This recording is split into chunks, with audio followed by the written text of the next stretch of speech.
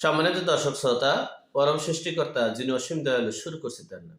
আজকের বিষয়, পিনাকি ভট্টাচার্যের বাড়ি আগুন দিয়ে পুড়িয়ে ছারখার করেছে আওয়ামী লীগ ও পরবর্তী ধাপ ইলিয়াস, সাংবাদিক ইলিয়াসের সে বিষয়ে সংক্ষেপে আলোচনা করছে বলে আপনাদের সাথে।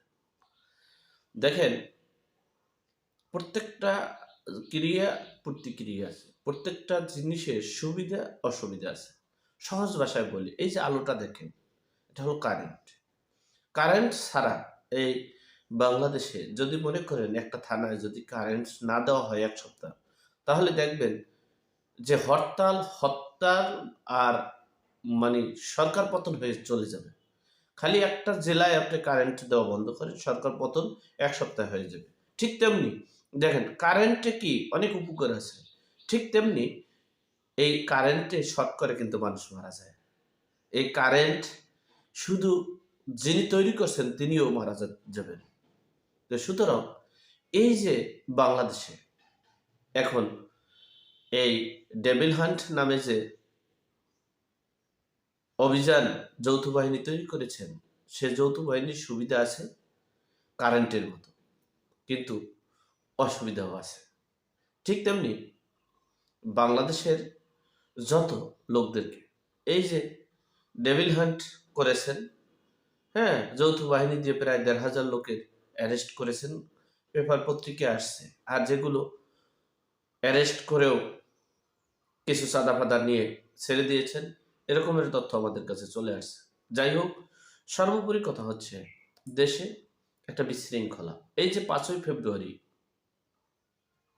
ধানমন্ডির ৩২ নম্বর প্লাস ১০০ বাড়িঘর এবং দেশের সম্পদ ধ্বংস করে দিয়েছে, তার নেতৃত্বে এবং শীর্ষে ছিলেন পিনাকি ভট্টাচার্য ও সাংবাদিক ইলিয়াস। তারা ছিলেন বাইরে। এই সাংবাদিক ইলিয়াসের বাড়ি হলো বগুড়া শহরে। তিনি এই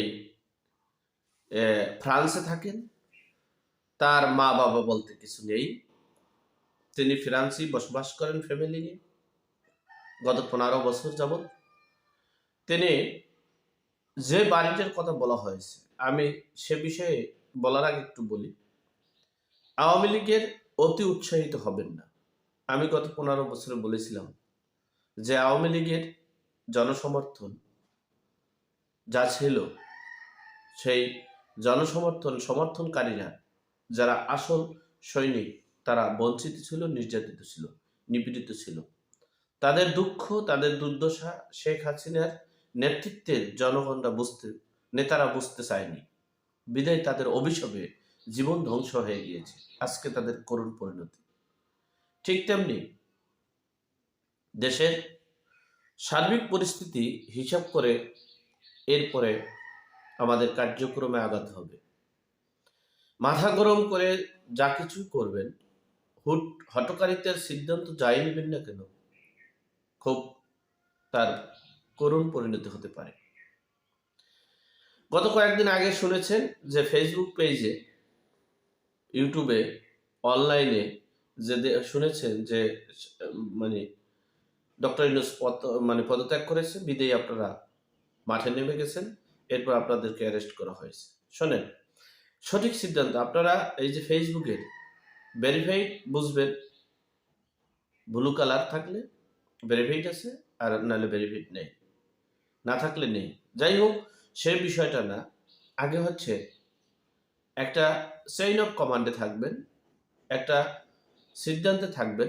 একটা কথা, যে প্রকাশ্যে যেগুলো চলে আসে, যেগুলো মিডিয়ায় মানুষ বলতে পারে, সেগুলো টুডে টুমোরো সময়ের ব্যবধানে হবে। এটাই স্বাভাবিক, এটাই বাস্তবতা। পিনাকি ভট্টাচার্যের আসলে বাড়ি নেই বলতেই চলে। তার বাড়িতে ঘর আছে নেই বলতেই চলে। আর সেই ঘরগুলো আপনারা একটা কথা জানবেন, আওয়ামী লীগ সরকার যখন ক্ষমতায় ছিল, আওয়ামী লীগের সকল এমপি, মন্ত্রী, নেতা, কর্মী, এমনকি সমর্থকদেরও অন্য কোনো রাজনৈতিক দলেরা আক্রমণ করতে পারেনি। ঠিক তেমনি এখন পিনাকি এবং ইলিয়াসের সরকার হচ্ছে অন্তর্বর্তীকালীন সরকার। সুতরাং সেখানে একটা পোকাও যেতে পারে না, যাওয়ার সুযোগ নেই। সেখানে অনেক প্রোটোকল দেওয়া হয়েছে, অনেক কিছু দেওয়া হয়েছে। হ্যাঁ, তবে সময়ের ব্যবধানে আপনি যদি অপকর্ম করে থাকেন, আপনি যদি রাষ্ট্রের সম্পদ ধ্বংস করে থাকেন, আপনি যদি রাষ্ট্রকে, দেশটাকে একটা মানে তালেবানি রাষ্ট্রে রূপান্তরিত করে থাকেন, দেশটাকে একটা ধ্বংসযজ্ঞ করে থাকেন, তাহলে আপনার খেসারত আপনাকে দিতেই হবে। তবে আমি বলবো, সকলকে বলবো যে আপনারা অতি উৎসাহিত হয়ে বেশি বাড়াবাড়ি করবেন না। সময়ের ব্যবধানে শীত যেমন চলে যেতেছে, ফাগুন যেমন আসতেছে, ঠিক তেমনি এই শীতই শীত নয়, আরো শীত আছে। ফাগুন, এই যে ফাগুন আসতেছে, এই ফাগুনই ফাগুন নয়, ফাগুন বলতে ফাল্গুন আর কি। এই ফাল্গুন ফাল্গুন নয়, সামনে আরো ফাল্গুন আছে।